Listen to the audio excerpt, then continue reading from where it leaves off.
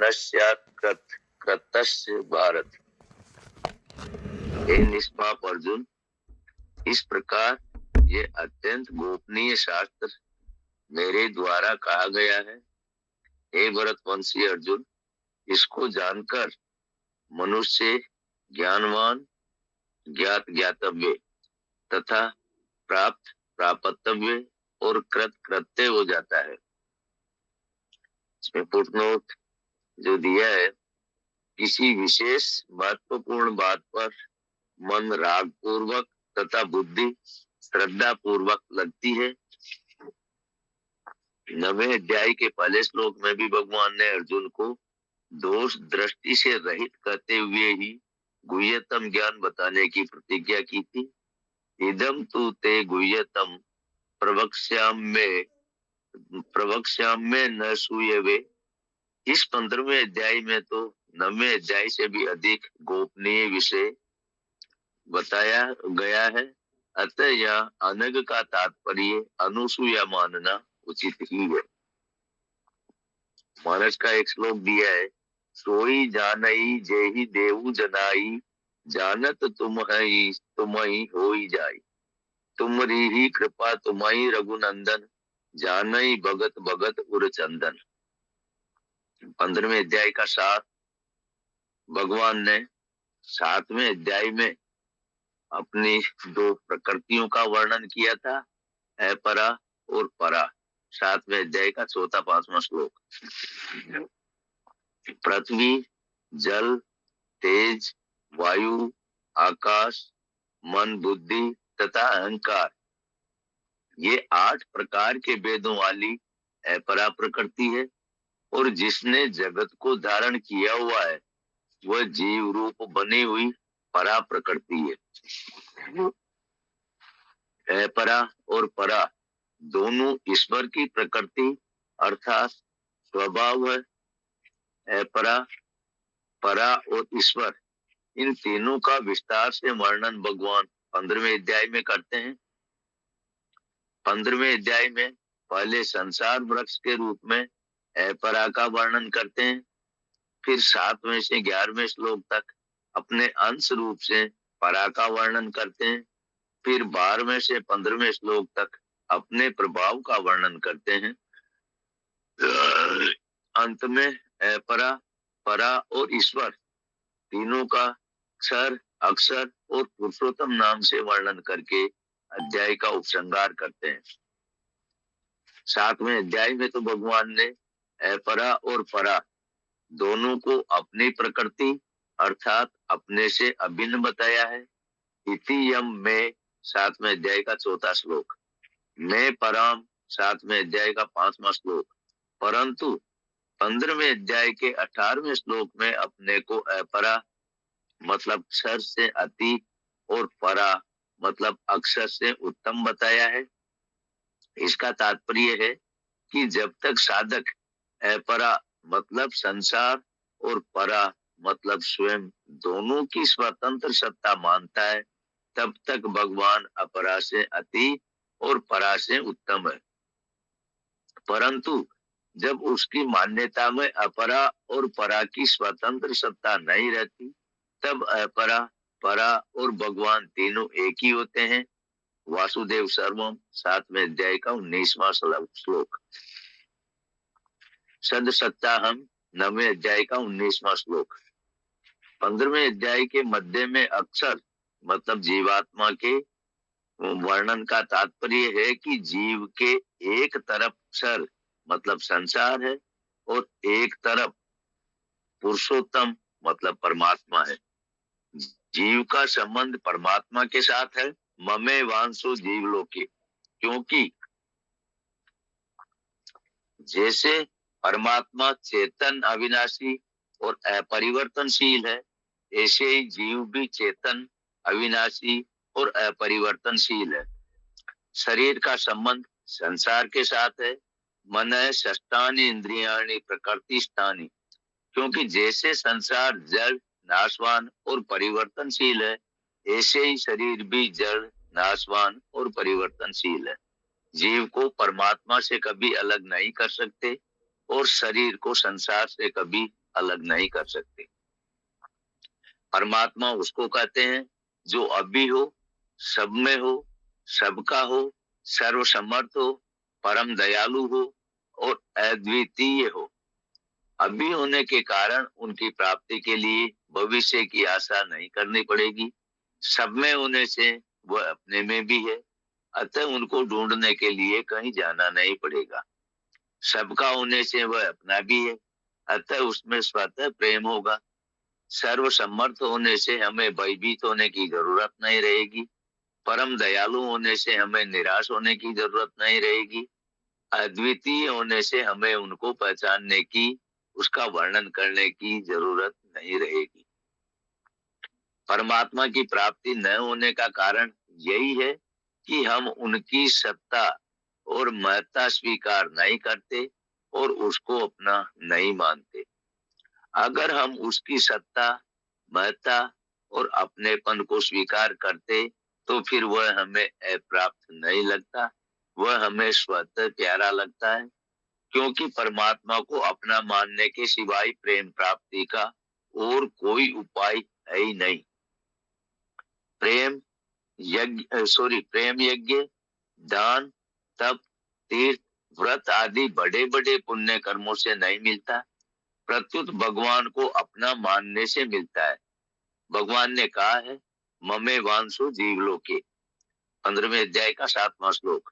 इसका तात्पर्य है कि जीव केवल मेरा मतलब भगवान का ही अंश है, इसमें अन्य किसी का मिश्रण नहीं है।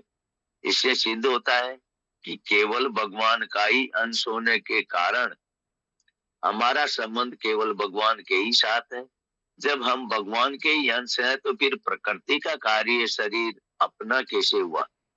अतः भगवान ही अपने हैं, दूसरा कोई भी अपना नहीं है। भगवान का ही अंश होने के कारण हम भगवान से अलग नहीं हो सकते, उनको छोड़ नहीं सकते। सर्वसमर्थ भगवान भी जीव से अलग नहीं हो सकते, जीव को छोड़ नहीं सकते। अगर भगवान जीव को छोड़ दें तो जीव एक नया भगवान हो जाएगा, अर्थात भगवान एक नहीं रहेंगे, प्रत्युत अनेक हो जाएंगे, जो कभी संभव नहीं है। जिसको हम छोड़ नहीं सकते उसके विषय में ये प्रश्न ही नहीं उठता कि वह कैसा है। अतः भगवान कैसे हैं, क्या है, ये विचार न करके उनमें प्रेम करना चाहिए। जब मनुष्य संसार के साथ अपना संबंध मान लेता है तब वह बन जाता है, और जब परमात्मा के साथ अपना संबंध मान लेता है तब मुक्त होकर भक्त हो जाता है। मनुष्य से सबसे बड़ी गलती ये होती है कि जो शरीर संसार का है उसको अपना मान लेता है और जो वास्तव में अपना है उस परमात्मा को भूल जाता है। जब साधक इस सत्य को स्वीकार कर लेता है कि शरीर मेरा नहीं है और मेरे लिए भी नहीं है, तब उसके द्वारा स्वतः संसार की सेवा होती है। जब वह इस सत्य को स्वीकार कर लेता है कि भगवान मेरे हैं और मेरे लिए है, तब उसका स्वतः भगवान में प्रेम होता है। सेवा के बदले में साधक को कुछ नहीं चाहिए, क्योंकि संसार की ही वस्तु संसार को दे दी तो अपना क्या खर्च हुआ, नया उद्योग क्या हुआ। प्रेम के बदले में भी उसको कुछ नहीं चाहिए, क्योंकि जो सदा से ही अपना है उसमें प्रेम से बढ़कर ऐसी कोई वस्तु है ही नहीं जिसकी उसको आवश्यकता हो। प्रभु मेरे लिए है, इसलिए अपने को उनके अर्पित करना है, उनसे कुछ लेना नहीं है। उनसे कुछ चाहने से हम उनसे अलग हो जाएंगे और अपने को देने से उनसे अभिन्न हो जाएंगे। सेवा से मुक्ति होती है और प्रेम से पराभक्ति प्राप्त होती है। मुक्ति से निरपेक्ष जीवन की और भक्ति से सरस जीवन की प्राप्ति हो जाती है। जय गुरुदेव, जय योगेश्वर। बलवंत सिंह जी ले जो। जय गुरुदेव, जय योगेश्वर। આમ તો મહદ વિશ્લેષણ થઈ જ ગયું છે, પણ અહીંયા આપણે એટલું સમજી લેવાનું છે કે સંપૂર્ણ શરણાગતિ અથવા તો મારું પોતાનું કઈ છે જ નહીં, સમગ્ર જગત અને સંસારમાં એવા પ્રકારની વાત જ્યારે આપણા મગજની અંદર દ્રઢ થઈ જાય, સમજાઈ જાય, અને તો પછી તમે કોણ છો એ પણ સમજાઈ જાય. આ બધા પ્રશ્નો જે ઉઠતા હતા, પ્રશ્નો જે આવેગો ઉઠતા હતા, એ બધાનું શમન થાય, એ આ અધ્યાયનો મુખ્ય ઉદ્દેશ્ય છે. મારું પોતાનું કશું છે નહીં, અને જે કંઈ પણ છે ભગવાનનું છે એવું સમજીને સંપૂર્ણ શરણાગતિ. અને આ તારું છે ને તને સોંપી દઉં છું, બસ ભય ત્યાં ઉભો થાય પાછો. ત્યાં જો મારું નથી એટલે ભગવાનનું છે ને, ભગવાનને સોંપી દઉં છું, મારી જોડે રહેશે શું? કેમ ભય ઉભો થયો? કારણ કે ત્યાં શંકા હતી કે હું ભગવાનનો નથી, ભગવાનથી જુદો છું. આજે અસમંજસ છે, એના કારણે જ આપણા મનની અંદર સતત ભય ઉભો થાય કે આ મારી પાસે જેટલું કુંડાળું છે એટલું જ મારું છે, એના સિવાયનું બાકીનું બધું છે ભગવાનનું છે. અને એની જોડે રહે, મારી જોડે જે મારું પોતાનું છે મારી પાસે રહે. આ એક જે કુંડાળું આપણે બનાવી લીધું છે, એના જ કારણે સાંસારિક જીવનની તમામ સમસ્યાઓનું કારણ બને. એના જ કારણે તમામ પ્રકારની સમસ્યાઓ ઊભી થાય. જો અહીંથી તમે બિલકુલ મુક્ત થઈ જાઓ અને સંપૂર્ણ ભગવાનની શરણાગતિ લઈ લો, ભગવાને અહીં કીધું જ છે કે તું બધું જ છોડીને મારા શરણે આવી જાય, તો બધું જ છોડી દેવાનું, ત્યાગી દેવાનું કે હે ભગવાન આ બધું તારું છે, આ સમગ્ર જગતની અંદર તારું છે અને હું પણ તારો છું, તો પછી કઈ ભેદ રહેતો નથી. અને અહીંયા બહુ સરસ રીતે મનોહરસિંહ દાદાએ સાધક સંજીવનીના માધ્યમથી આપણને સમજાવ્યું કે જીવ પરમાત્મા કરતા જુદો છે જ નહીં. એને પોતાનું અસ્તિત્વ જુદું માની લીધું છે, અને આ માની લીધું છે એની બધી જ સમસ્યાઓ છે. જો એ જુદો હોત તો એ નવો પરમાત્મા ઉભો થઈ જાય, એક નવો ભગવાન ઉભો થાય, પણ એવું છે નહીં. એ તો એક સ્વરૂપે, એક રાગે, એક તત્વ સ્વરૂપે વ્યાપક છે. એટલે કે પરમાત્માનો જ અંશ છે જીવ. એક વિશાળ પાત્ર ભરેલું હોય અને એની અંદરથી આપણે એક ચમચી લઈ લઈએ, તો એ ચમચી છે વિરાટનો ભાગ જ છે, પાછું છે એની અંદર નાખી દો. છે વારંવાર આના ઉદાહરણો આપણે લઈએ છીએ કે અગ્નિ એ સૂર્યનો જ એક ભાગ છે, ચંદ્ર એ સૂર્યનો જ એક પ્રકાશનો ભાગ છે, અને પૃથ્વીના દરેકે દરેક કણની અંદર પરમાત્મા છે, હવાના દરેકે દરેક કણ લેરખીની અંદર ભગવાન છે, પાણીના દરેક બિંદુની અંદર, જળના દરેક બિંદુની અંદર એ ભગવાન છે, પ્રકાશના દરેકે દરેક કિરણની અંદર ભગવાન છે, અને એ દરેકે દરેક જગ્યાએ ભગવાન છે. એ જ તત્વનો હું અંશ છું, એટલે હું એનાથી અલગ નથી. તો માગવાનું શું અને આપવાનું શું?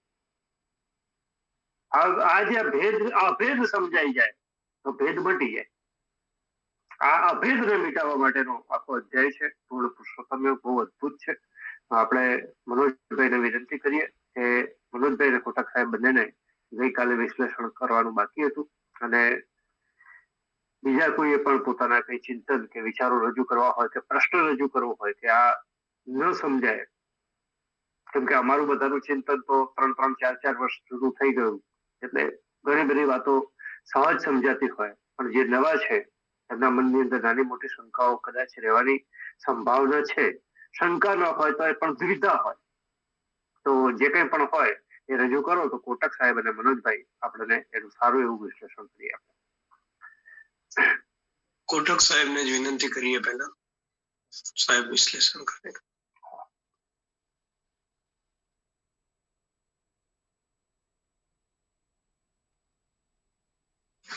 કોટક સાહેબ લઈ લેજો. જય પ્રભુ.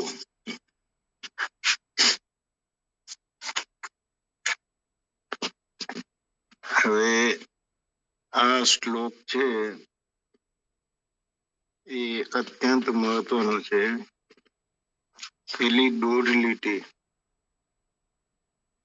20મા શ્લોકના 15મા અધ્યાયના સારની છેલ્લી જે 1.5 લીટી સેવાથી મુક્તિ મળે છે અને પ્રેમથી પરાભક્તિ પ્રાપ્ત થાય છે.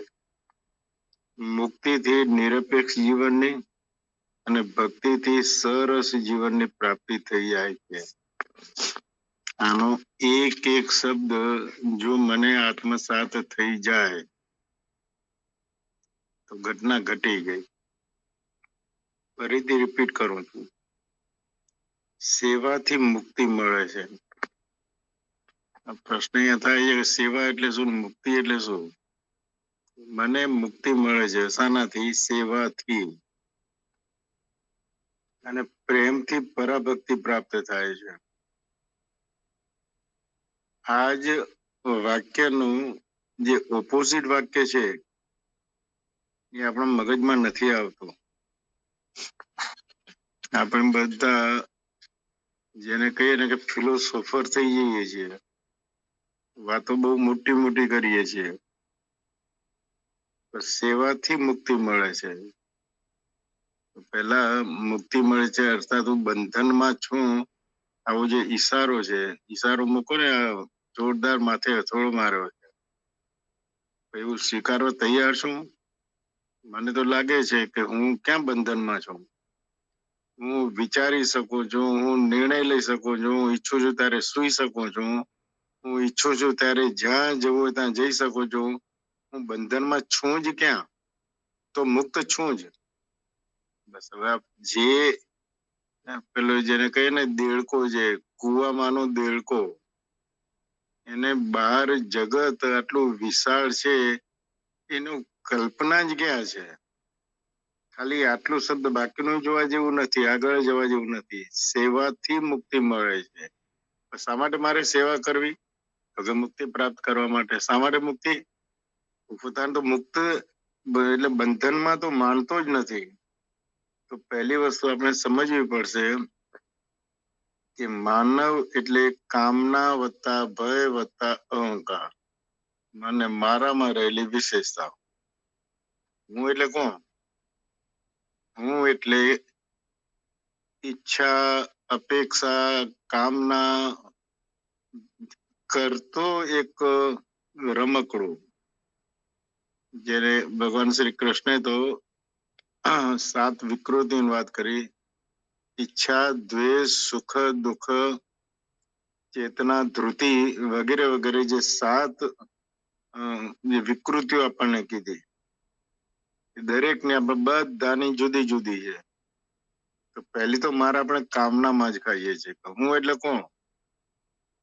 મારામાં ઈચ્છા, કામના, શાની કામના છે? સુખ થવાની. ભય લાગે છે આપણને. શાનો ભય લાગે છે? મરી જઈશ તો. આનો અર્થ જ થયો કે જો ભય છે તો એનો અર્થ આટલો છે કે હું પોતાના સ્વરૂપથી અજ્ઞાન છું. અર્થાત અજ્ઞાનમાં, અવિદ્યામાં, માયામાં, પ્રકૃતિના 3 ગુણોમાં મને એનું ભાન છે ખરું? દલીલ માટે માની લો કે મને સ્પષ્ટ થઈ ગયું, અજ્ઞાન સ્પષ્ટ થઈ ગયું, અર્થાત જ્ઞાન ઉજાગર થઈ ગયું. અવિદ્યા, પ્રકૃતિના 3 ગુણો મને સ્પષ્ટ થઈ ગયા. આખો અધ્યાય છે એના ઉપર, મને સ્પષ્ટ થઈ ગયા. તો હવે જે પહેલા દેહ એટલે હું માનતો હતો એમાંથી હવે મુક્ત થઈ ગયો, મારો ભય જ થઈ ગયો. અભયમ સત્વ સંશુદ્ધિ જ્ઞાન યોગ વ્યવસ્થિત, મારી સ્થિતિ જ આખી જુદી થઈ ગઈ. અને અહંકાર, રાવણનો તો અહંકાર ક્યાં છે? આપણું અહંકાર જુઓ. રાવણને તો 10 માથા છે, સીમિત કરી દીધા 10 માથામાં. અને એકવાર જો આત્મનિરીક્ષણ કરીશું આપણા તો કેટલા માથાઓ છે. પાછું જો કામના, ભય અને અહંકાર જે આપણા બધામાં છે અને છે, સ્વીકારવું પડશે અને પડશે જ. જો એ છે તો બધું અધ્યાત્મ, પરમાત્માની પ્રાપ્તિ, પરા અપરા, અને જે પરમાત્મા, પુરુષોત્તમ, બ્રહ્મ વગેરે વગેરેની આપણે વાતો કરીએ છીએ, એ તો કહીએ છીએ કે એને તો સ્પર્શ જ થતો નથી. 2 વર્ષના બાળકને, 2 વર્ષનું બાળક તો બોલી ન શકે, પણ 3-4 વર્ષનું બાળક હોય એ થોડું થોડું બોલતું હોય, એને 4 વાક્ય ગોખાવી દીધા હોય કે ભાઈ ભગવાન શું છે, ધર્મ શું છે, સેક્સ શું છે, આવા 4 વાક્યો એમને ગોખાવી દીધા હોય. જેને ખબર ન હોય. આપણી સ્થિતિ આ જ છે. વાતો કરીએ છીએ જ્ઞાન નહીં, અને અનુભવના સ્તરે કઈ નથી. અરે આપણે કેટલું બધું કરી રહ્યા છીએ, વ્રત, તપ, જપ. હમણાં કુંભના મેળામાં સ્નાન કરવા માટેની દોડ ચાલી રહી છે. એરનું ભાડું પણ 66,000 ની આજુબાજુ થઈ ગયું છે. જે 4-5 હજારનું ભાડું 66,000 સુધીનું થઈ ગયું છે. કરી શું રહ્યા છીએ આપણે? કોની પ્રાપ્તિ કરવી? સ્પષ્ટ છીએ આપણે? સઘળી વાત અહીંયા આવીને કરી દીધી છે કે સેવાથી મુક્તિ મળે છે. સેવા શાના માટે? અને સેવાનું મહત્વ દુનિયાભરમાં બધા ધર્મમાં, બધા સંપ્રદાયમાં છે. સેવાથી મુક્તિ મળે છે. સેવા એટલે સ્વધર્મ, સેવા એટલે કર્તવ્ય કર્મ, સેવા એટલે પરજન હિતાય, સેવા એટલે જ્યાં મારો ક્યાંય પોતાનો સ્વાર્થ નથી એવું કર્મ. આખું ફોકસ માત્ર કર્મ ઉપર છે. બાપજીએ બહુ સરસ રીતે આપણને ગોખાવી દીધું છે, અને જાણીએ પણ છીએ, પણ વ્યવહારમાં નથી. કર્મ કરો તો યજ્ઞ ભાવે કરો. અહીંયા પાછું પેલું યજ્ઞ દાન તપ કર્મ ન ત્યાં જેમ કર્મણી એવ તત. યજ્ઞ દાન તપ પાવનાની મનીષીણા, મનીષીઓને પણ, જે લોકો મુનિ છે, સાધક છે, સંસારથી ઉપર ઉઠેલા છે, એમને પણ પાવન કરે છે. એટલે બાપજી જે કર્મ માટેનું આપણને કહે છે કે કર્મ જે કરવું એ યજ્ઞ ભાવે કરવું, ફળની આશા વગર કરવું, પરમાત્મા જ્યાં પ્રીતિ થાય એમની પરમાત્માની, પરમાત્મા ખુશ થાય, ભગવાન ખુશ થાય એવું કર્મ કરવું. અને છતાંય સિદ્ધિ મળે કે અસિદ્ધિ મળે, સિદ્ધિ અસિદ્ધિ સમો ભૂતવા સમત્વમ યોગ ઉચ્યતે. સમતામાં રહેવું. ક્યારે? પોતાના સ્વરૂપમાં, માત્ર પોતાના સ્વરૂપમાં. એટલે ફરીથી ખાલી સેવા સમજવું હોય તો પરા પ્રકૃતિ શું છે, અપરા પ્રકૃતિ શું છે, અને પરમાત્મા એટલે કે પુરુષોત્તમ શું છે, આ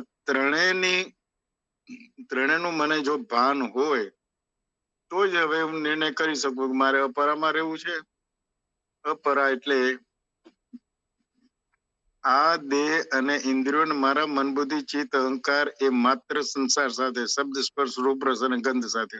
આપણે છીએ ક્યાં? માત્ર ને માત્ર આના પર છીએ. એટલે આપણને અવિદ્યા, વાસના અને કર્મના કારણે પરમાત્માના દર્શન થતા નથી. એટલે આવીને વાક્ય ઉભું રહ્યું. ઋષિ કહે છે તત ત્વમસી. તત એટલે કોણ? ઈશ્વર, સગુણ નિરાકાર દેખાતું જગત, આ અભિવ્યક્તિ કણ કણમાં ભગવાન છે. શોધી ક્યાં રહ્યા છે? વ્રતમાં, જપમાં, તપમાં. અને જે કૃષ્ણમૂર્તિનો ઓછો જેવાય તો ત્યાં સુધી કીધું કે ગુરુમાં. આપણે તો ઈચ્છીએ છીએ કે ગુરુ માથે હાથ મૂકે, આશીર્વાદ આપે, કૃપા વરસાવે, ને બસ મને મારો સાક્ષાત્કાર થઈ જાય. એટલે ગુરુ કહે છે કે ભાઈ જે રીતે હું પહોંચો છું, હું તો તમને રસ્તો બતાવનાર માર્ગદર્શક જ છું. જે રીતે હું આગળ વધ્યો છું એ રીતે તું પણ આગળ વધ, તું પણ એ રીતે થાય. પણ આપણે ગુરુમાં માનીએ છીએ. ગુરુ જે કહે છે ને વ્યવહારમાં લાવવા માટેની આપણી માનસિક તૈયારી નથી. તત ત્વમસી. ત્વમ એટલે કોણ? તું આ જીવ, સગુણ સાકાર. અને અહીંયા સરસ આપણને સમજાવી દીધું કે મામે વેસો, જે મમે વાંસો જીવ લોકે. ભગવાન બિચારા કઈ કઈને થાક્યા કે જીવલોકમાં જે જીવ છે તે મારો જ અંશ છે. અર્થાત મારામાં રહેલો જીવ એટલે કે આત્મા, ચેતના અને પરમાત્મા બે છે જ નહીં. સાગર અને સાગરનું બિંદુ બે છે જ નહીં. જલ અને મોજું બે છે જ નહીં.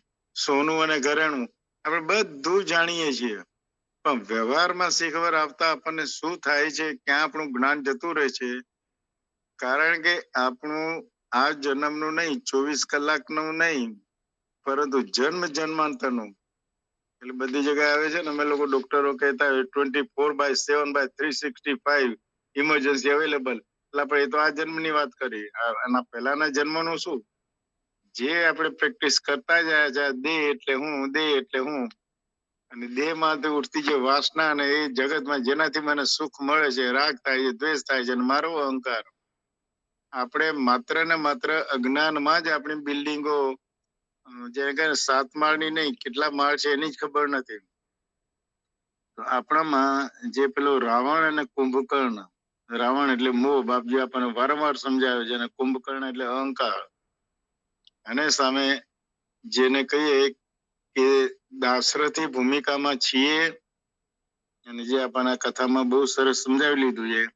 માત્ર આટલું જ સમજવાનું છે કે હું જીવ વિખૂટો પડેલો છું, પરમાત્માથી વિમુખ થયો છું, મને પોતાના સ્વરૂપની વિસ્મૃતિ થઈ છે, જેના કારણે હું અશાંતિ છું, દુઃખ ભોગવી રહ્યો છું, સંતાપ ભોગવી રહ્યો છું.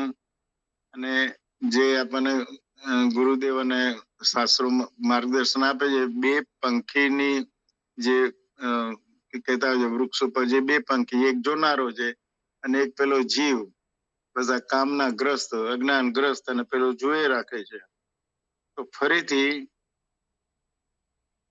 જો પોતાના સ્વરૂપનું ભાન હોય તો જ કંઈક સાધક તરીકે આપણે આગળ વધી શકીએ. એટલે સેવાથી મુક્તિ મળે છે.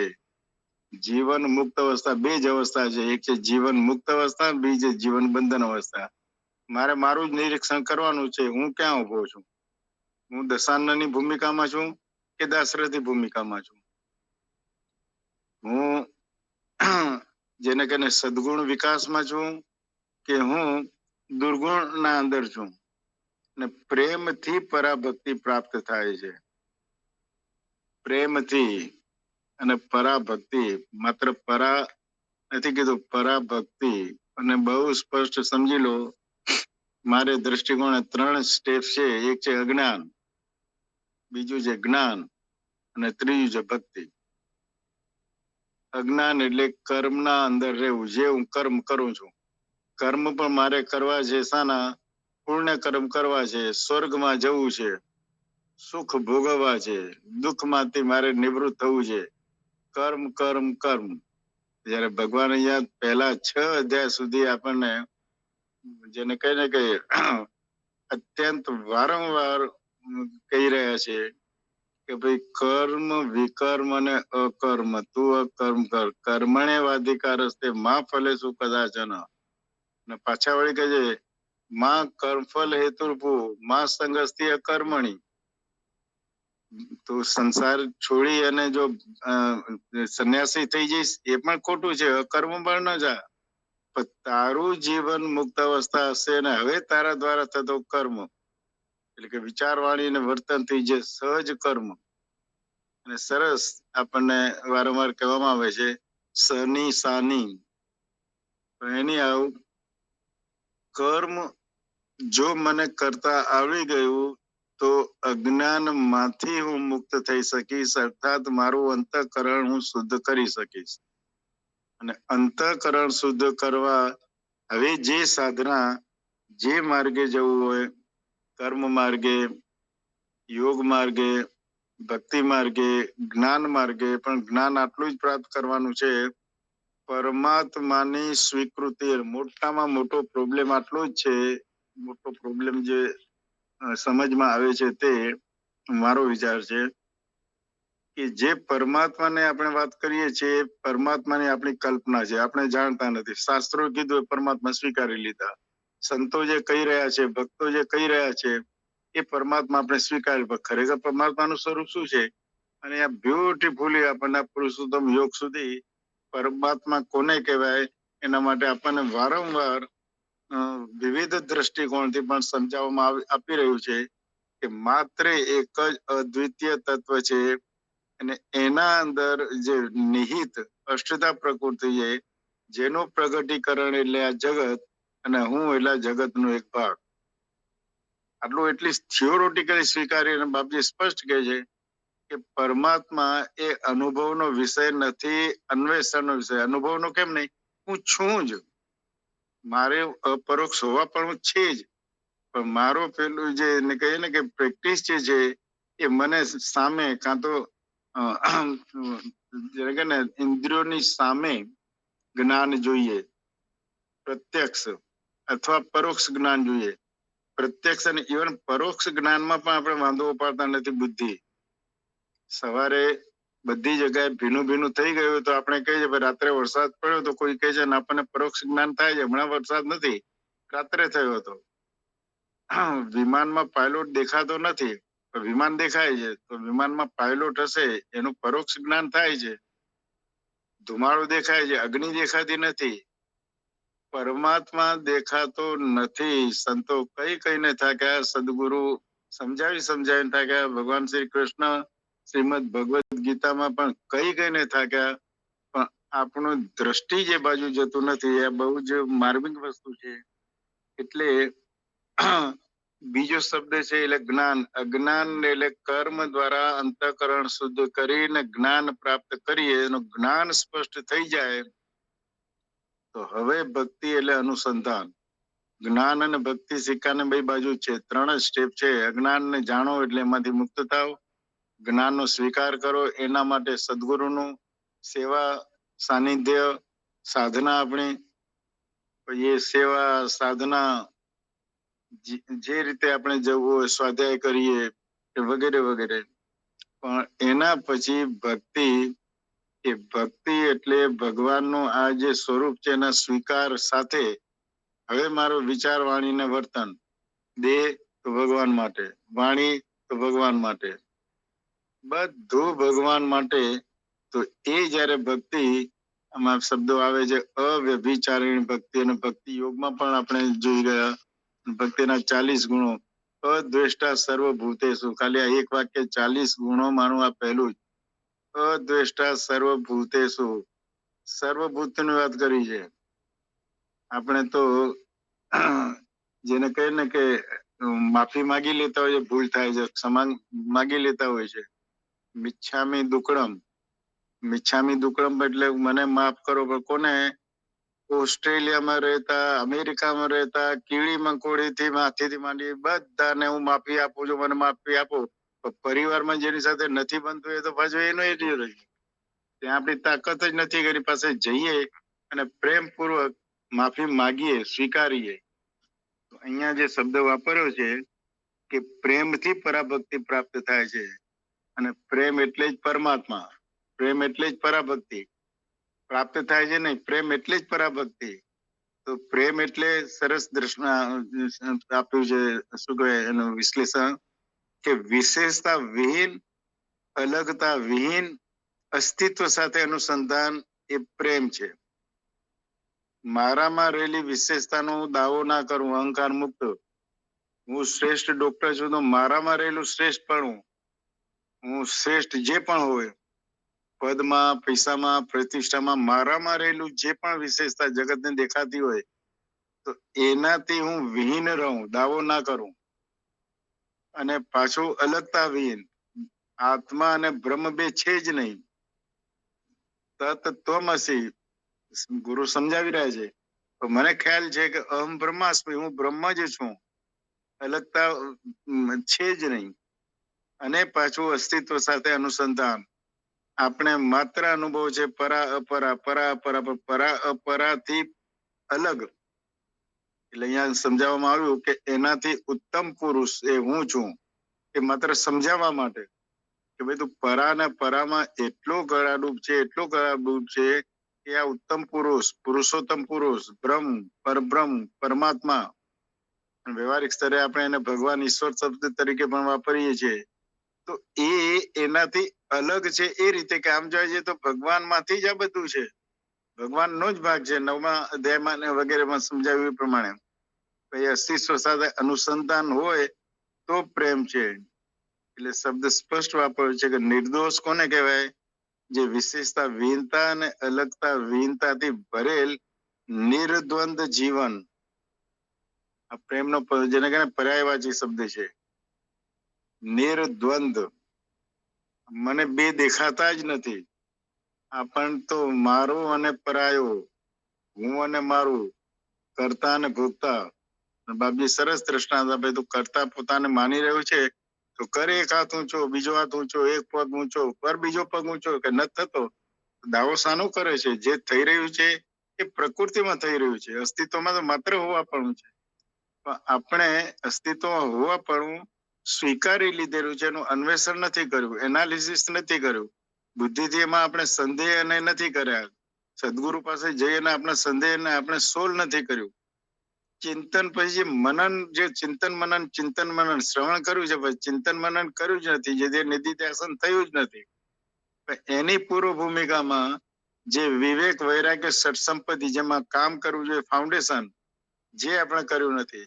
યમ નિયમ ઉપર કામ કરી હવે આપણે આસન પ્રાણાયામ દ્વારા જઈને પ્રત્યાહાર પછી ધારણા, ધ્યાન અને સમાધિમાં જવું જોઈએ. યમ નિયમના અંદર આપણે ધ્યાન જ આપતા નથી. આપણે તો એ ના એ અહંતા, મમતા, વાસના, કામ, ક્રોધ, લોભ વગેરે વગેરે.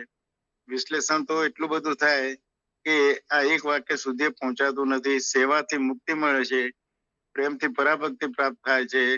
હું હવે ક્વોલિફાઈડ થાઉં તો મુક્તિથી નિરપેક્ષ જીવન અપેક્ષાહીન, એક શબ્દથી મુક્તિથી.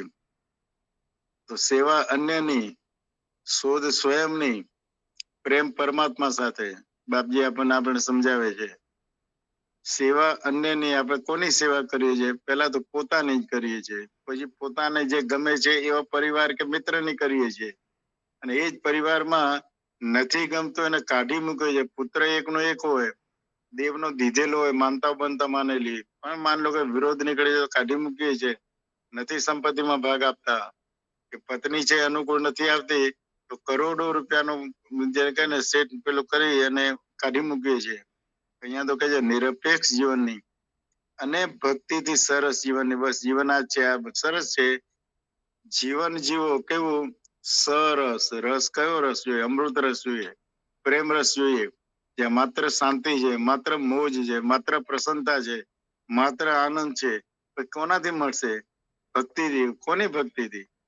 પરમાત્માની ભક્તિથી. ને આપણને તો જોઈએ છે પદ, પૈસો ને પ્રતિષ્ઠાથી. ખાલી શેરના ભાવ વધે છે ને તો પણ આપણને થાય છે કે પેલા 100 રૂપિયાનું રોકાણ આજે મજા પડી ગઈ, 110 થઈ ગયા, અને એના બીજા દિવસે સ્વિચ ઓફ થઈ જાય કે સાલા 100 ના 90 થઈ ગયા.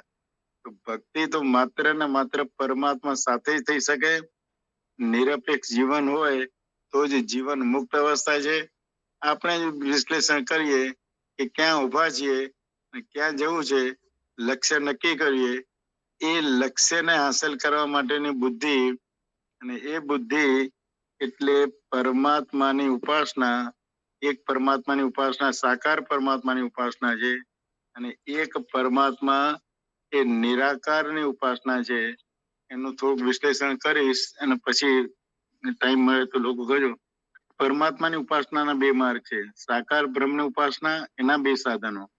એક ભાવ ઉપાસના અર્થાત પ્રેમ ઉપાસના. પ્રથમ પોતામાં, પછી પ્રાણી માત્રમાં પરમાત્મા જોવા.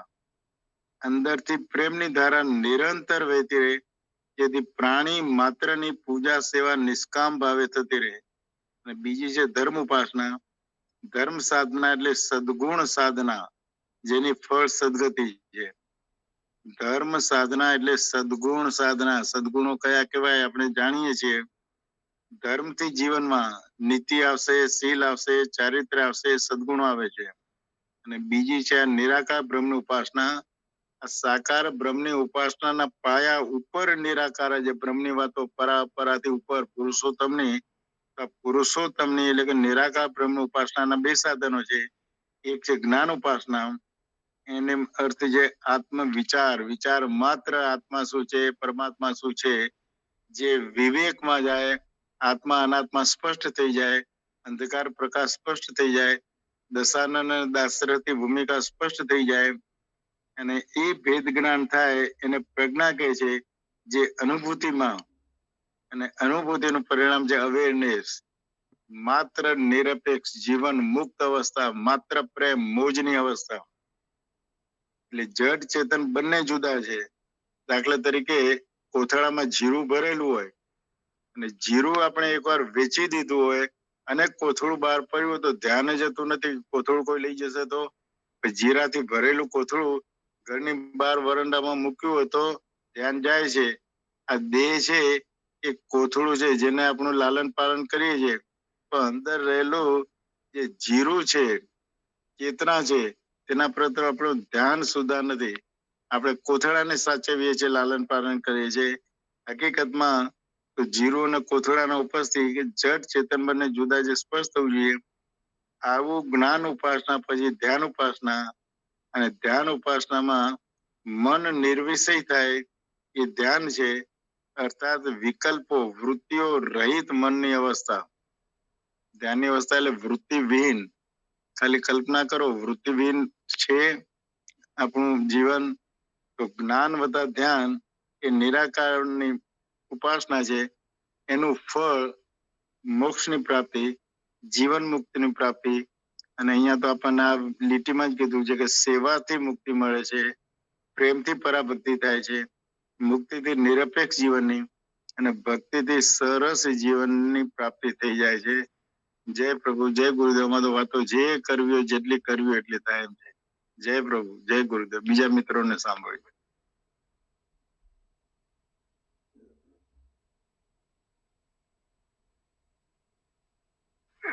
મનોજભાઈ, કરણસિંહજી છે આજે, કરણસિંહજી ને છે ટાઈમ?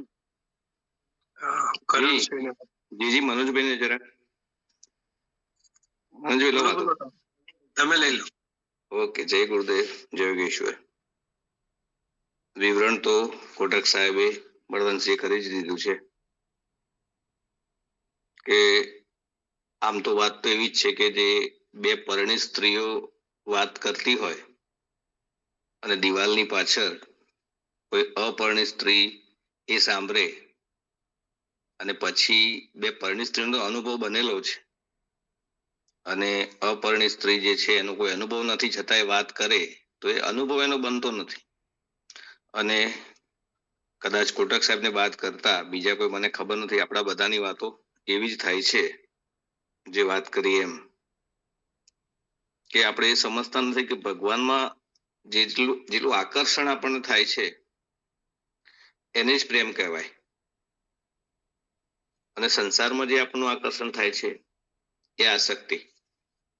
કારણ કે જે બધા દોષ છે આપણા, જેને મમતા કહેવાય, સ્પૃહા કહેવાય, વાસના કહેવાય, આશા, આ બધા જ આસક્તિ સાથે જોડાયેલા છે. અને આ બધું જે આપણી અંદર જે પ્રકૃતિનું કાર્ય છે, શરીર સાથે આ જેટલું તાદાત્મ્ય છે, જેટલું વધારે આપણને પદાર્થોમાં મમતા છે, ત્યારે ત્યારે આપણને આ બધું જ, જો આપણે જાગ્રત અવસ્થામાં હોય કે હોશમાં હોઈએ તો એ આસક્તિને આપણે પકડી શકીએ છીએ. અને એની પેરેલલ જોઈએ તો જે ભક્ત શબ્દ વાપર્યો છે ભગવાને, એ નિત્ય અને નિરંતર એ ભગવાનમાં જ સ્થિત હોય છે. કારણ કે ત્યાં કોઈ કામના રહેતી નથી, કોઈ વાસના નથી રહેતી, કોઈ સ્પૃહા નથી રહેતી, એનો બધાનો નાશ થઈ જાય છે. એ દ્વંદ્વથી રહી જ છે. ત્યાં કોઈ સુખ નથી, કોઈ દુઃખ નથી, કોઈ હર્ષ નથી, કોઈ શોક નથી. કારણ કે પરમાત્મા નિર્દોષ છે, એનો એક ગુણ છે નિર્દોષ. પરંતુ આપણી મૂળતા એ જ છે કે મૂળતા છે આપણી બે પ્રકારની છે, કે વારંવાર આપણે વાત ઊંચી સાંભળીએ છીએ, આત્માની વાત કરીએ છીએ, અને એ જ્યાં ધ્યાન લગાવવાનું હોય પરમાત્માની, ત્યાં ન લાગતા પાછું સંસારમાં જ લાગી જાય છે. એ પણ આપણને હોશ ન હોવાથી, કારણ કે એ બી પ્રકૃતિનું કાર્યશીલ જતું તો રહેવાનું જ છે, પરંતુ કઈ જગ્યાએ આપણે ક્યાં ખોવાઈ જઈએ છીએ. જેમ ગુરુજી કે આજે હસ્તિનાપુરથી ક્યાંથી ક્યાં એને ઉભા રહ્યા છે. એટલે પરમાત્માને સારી રીતે ન જાણવા એ પણ આપણી મૂળતા છે. સારી રીતે ન જાણવા એટલે જે પરા અને અપરા પ્રકૃતિની વાત કરી સાહેબે, અને એ પરમાત્માને અલગ ન હોવા છતાં અલગ રહીને ખાલી જાણ્યા પછી એમાં વધારે ઊંડું ન ઉતરતા, ફક્ત જો એને માણવાનું ચાલુ કરીએ તો 100% આપણને જે ભગવાનમાં આપણને પોતાપણું થાય અને આ શરીરમાં હું પણ થાય છે, તો એ હુંપણું અને મારાપણું જ્યારે ભગવાનની જે તત્વ છે એમાં વર્તાવા લાગશે ત્યારે હું અને મારાપણું રહેશે નહીં. કારણ કે શરીરમાં આપણા દેહ સાથે એટલું બધું તાદાત્મ્ય છે એટલે આપણને વારંવાર ત્યાંથી સુખ બુદ્ધિ તો થાય છે, પરંતુ એની પાછળનું જે છુપાયેલું દુઃખ આપણે વિવેક જાગૃત ન થયો હોવાથી એ જોઈ શકતા નથી. અને વારંવાર આ સત્સંગ નું જે શ્રવણ છે એ આપણા બુદ્ધિમાં એક વિવેક જાગૃત થવો. બુદ્ધિ તો એ જ છે, પણ ફક્ત આત્મા અનાત્મા અને વિનાશી અવિનાશી જે પદાર્થોને લઈને આપણે આખો આ દેહ જે આપણે ધારણ કર્યો છે એ ખબર છે કે ક્યાંથી એનું સર્જન થયું છે ને ક્યારે વિસર્જન કઈ રીતે થવાનું છે. એ આપણે ઘટનાઓ આપણા આજુબાજુના સ્વજનો જાય છે ત્યારે જોયેલી જ છે. છતાં પણ અનેક જન્મોના જે સંસ્કારો આપણી અંદર પડેલા છે કે જે બીજામાં જે ભોગ યોનિઓ છે બીજા પ્રાણીઓમાં, પણ મનુષ્યમાં તો ફક્ત ને ફક્ત અહીંયા એ હું પરમાત્માનો અંશ છું અને પરમાત્મામાં જ ભરી જવાનું છે એટલું ખાલી સમજ સદગુરુ દ્વારા પ્રાપ્ત કરી એ બોધમાં સ્થિત રહેવું અને એ સ્થિત રહી અને પરમાત્માની ખોજ જો આપણે કરીએ તો 100% આ સંસાર સાથે જે આપણો સંબંધ છે નહીં, પણ માનેલો છે આપણે. તેને વિચ્છેદ કરતા કેટલી વાર લાગે? એટલે આપણે માન્યતાથી જ વિચ્છેદ કરવાનો છે. અને જ્યારે પકડમાં આવે કે ખરેખર આ નથી, આ નથી, આ નથી, આ નથી, તો છેલ્લે જે બાકી રહે છે જે છે તત્વ, એ જે છે તત્વ આ દેહને ધારણ કરીને રહેલું છે, અત્ર તત્ર સર્વત્ર છે, વાસુદેવ સર્વમિતિ ના ન્યાયે જ્યારે આપણને એ પ્રેમ બધા જ પદાર્થોમાં, બધા જ પ્રાણીઓમાં, બધા જ વ્યક્તિઓમાં સહજ રીતે, જેટલા સહજતાના આપણે ઉદાહરણો જોયા છે એ રીતે જ્યારે વર્તાવા લાગે ત્યારે કદાચ આપણને જે વાત કરી કે આ વાતો અત્યાર સુધી આપણે જે પરણિત સ્ત્રી ના અનુભવની સાંભળેલી છે એ કદાચ આપણો અનુભવ ક્યારે બને કે એ અનુભવ જ્યારે આપણે એની સાથે પરિણિત થઈએ, એ તત્વ સાથે પરિણિત થઈએ. અને જ્યાં સુધી એ તત્વ સાથે પરિણિત ના થઈએ ત્યાં સુધી આપણે આ વાતો કરતા રહીશું. પણ કરતા રહેવા પાછળ એ ના લાગી જાય કે એ પાછી મમતા કે હું કઈક જ્ઞાની થઈ જાઉં, હું પણ કઈક આ વાત કરતો થઈ જાઉં, આમ થઈ. તો એ પણ એક મોટો અહંકાર છે. જે મોહ અને અહંકારની વાત કરી રાવણ અને કુંભકર્ણની, તો આપણે એ દિશામાં તો કદાચ નથી જતા. એ જોઈ આપણે કઈ પણ જો લેવાની ઈચ્છા થતી હોય, સંસાર પાસેથી જે આપણી જે મળેલી જે સામગ્રી છે એ એવી ને એવી રહે, આપણા સંબંધો એવા ને એવા રહે, આ દેહ એવો ને એવો રહે. અને આ જે બુદ્ધિ છે એ બુદ્ધિ ધીમે ધીમે ધીમે બુદ્ધિની કોથળી જો તૂટી જાય, કામનાનો આપણો સર્વથા ત્યાગ થાય, જે નાના નાના સૂત્રો છે કે હું ભગવાનનો છું, ભગવાન મારા છે, અને આ વાસ્તવિકતા જે છે એને દ્રઢતાથી વળગી રહેવું.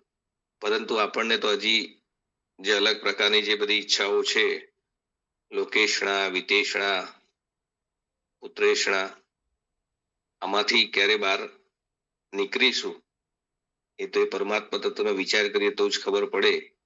અને સાહેબે કીધું કે વાતો તો ઘણી જેટલી કરવી હોય એટલી થાય, પણ એના લક્ષ્યાર્થને પકડી અને આપણે પરમ કૃપાળુ પરમાત્મા જે સનીસાની ગુણો ધરાવે છે એ જ ગુણો આપણામાં સહજ રીતે વર્તાવા લાગે અને આ દેહ જ આપણે એનો અનુભવ કરીએ તો આ દેહ આપણને અલગ અલગ કાર્યક્ષેત્રમાં સફળતા તો અપાવ્યું છે અત્યાર સુધી, પણ હવે એને સાર્થક કરવા માટે એ જે બુદ્ધિની જે માન્યતાઓ છે એ બદલી અને હવે આગળની જે યાત્રા છે એ યાત્રા આપણે ક્યાં લઈને જવું છે એ આપણે જ નક્કી કરવાનું છે.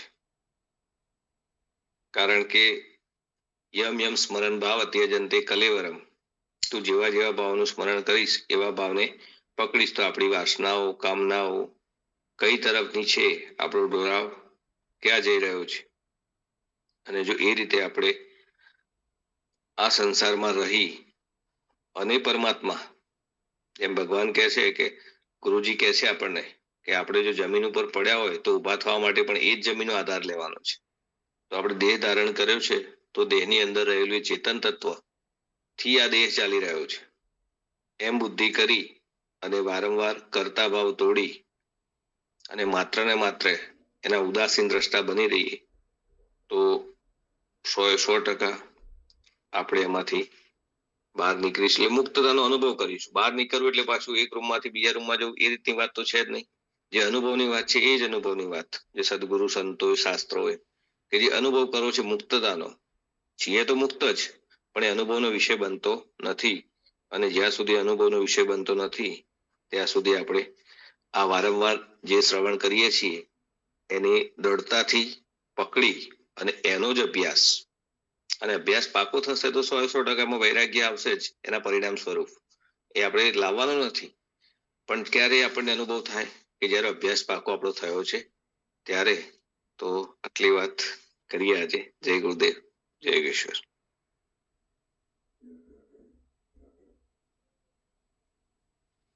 જય ગુરુદેવ.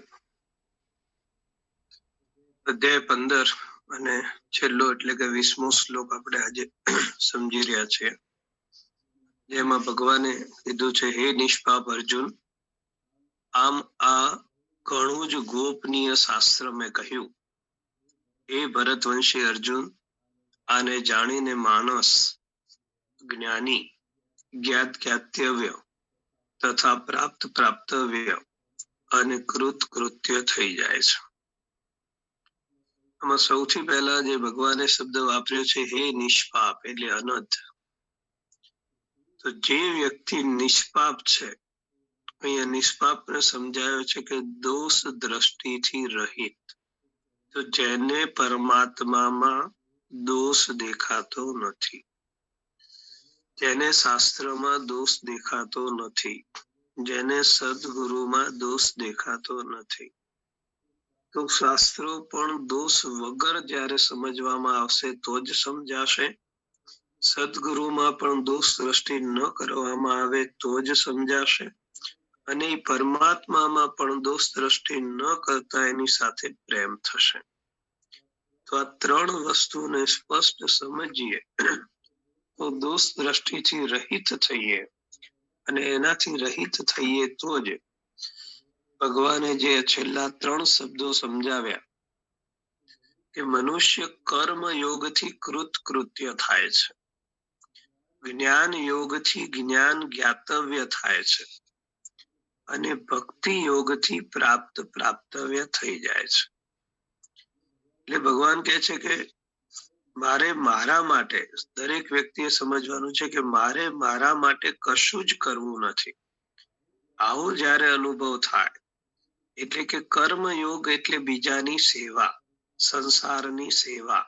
સંસાર એ પણ ભગવાનનો બનાયેલો છે, ભગવાનનું જ સગુણ સ્વરૂપ છે. એવા ભાવ સાથે જ્યારે બીજાની સેવા થાય તો એ અનુભવથી મનુષ્ય કૃત કૃત્ય થઈ જાય છે. શરીર મારું નથી, શરીર પર મારો અધિકાર નથી, શરીર સાથે મારો સંબંધ નથી. આવો અનુભવ થવાથી મનુષ્ય જ્ઞાત જ્ઞાતવ્ય થઈ જાય છે. અને મારે કંઈ જોઈતું નથી, આવો અનુભવ એટલે કે સંતોષ થવાથી મનુષ્ય પ્રાપ્ત પ્રાપ્તવ્ય થઈ જાય છે. એટલે આ શ્લોકમાં જે બુદ્ધિમાન શબ્દ આવ્યો એમાં જ્ઞાત જ્ઞાતવ્ય થવાનો જે ભાવ દર્શાયો છે, અને અગાઉના શ્લોકમાં સર્વવિધ ભજતીમાં સર્વ ભાવેન ભારત, આ પદોની અંદર પ્રાપ્ત પ્રાપ્તવ્ય થવાનો ભાવ છે.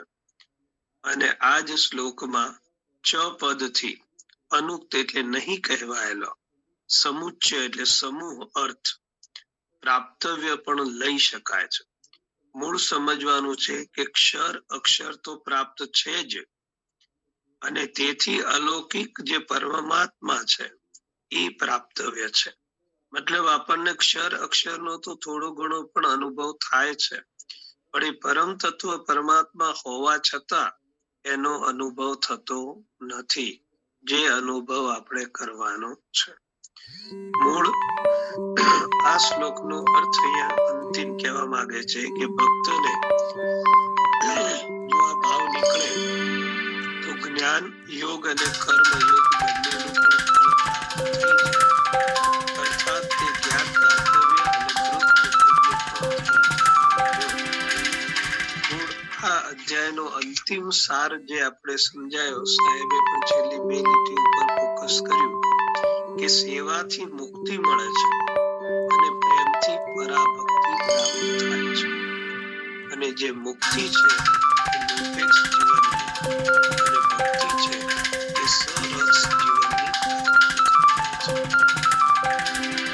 સંપૂર્ણ વેદ આપણને આ પરમ તત્વ પરમાત્માને જાણવા માટે જ આપ્યા છે. અને ભગવાનની યોગ માયામાંથી આ જે જન્મેલો સંસાર છે એ ક્ષણ ભંગુર છે, નાશવંત છે અને દુઃખરૂપ છે. તો એના ચિંતનને છોડી કેવળ પરમેશ્વરનું જ નિત્ય નિરંતર અનન્ય પ્રેમ ભાવે ચિંતન કરવામાં આવે તો જ આપણે વેદના તાત્પર્યને જાણ્યું છે તેમ કહેવાય. તો જ એ પરમ તત્વ પરમાત્માનું અનુસંધાન કર્યું છે તેમ કહેવાય. અને રામસુખદાસજીએ બહુ સરસ રીતે સમજાય કે ભગવાનને પ્રાપ્ત કરવા માટેના 6 ઉપાયો આપ્યા છે. પહેલો ઉપાય આપ્યો છે કે સંસારને પણ તત્વથી જાણવો. તો આ જ અધ્યાયનો પહેલો શ્લોક સમજાવે છે સંસારને કઈ રીતે જાણવો. બીજું કે જે સંસાર સાથે માનેલા સંબંધનો વિચ્છેદ કરીને એકમાત્ર પરમાત્માના શરણે જવું. તો આ જ અધ્યાયના 4થા શ્લોકમાં જેને વિસ્તારથી સમજાવ્યું છે. બીજું કે છે પોતાનામાં સ્થિત પરમ તત્વ પરમાત્માને જાણવું. તો પરમાત્મા પોતાની અંદર જ બેઠેલો છે, પરિણામે સ્વને ઓળખવું, જે શ્લોક 11માં સમજાવ્યું છે.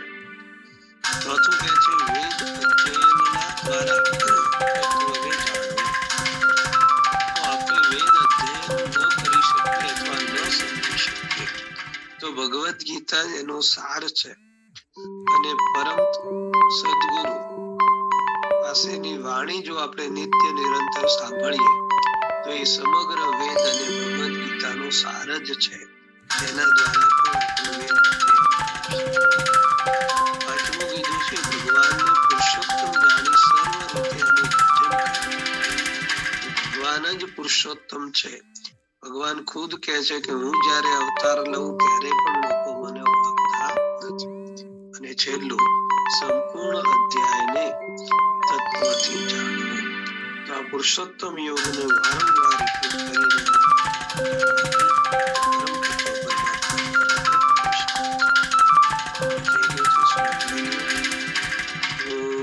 પૂર્ણમદ પૂર્ણમિદમ પૂર્ણાત પૂર્ણમુદચ્યતે પૂર્ણસ્ય પૂર્ણમાદાય પૂર્ણમેવાવશિષ્યતે.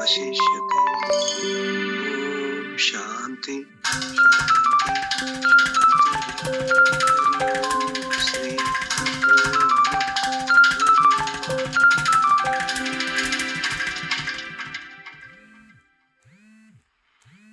જય ગુરુદેવ, જય કૃષ્ણ. જય ગુરુદેવ, જય વિષ્ણુ.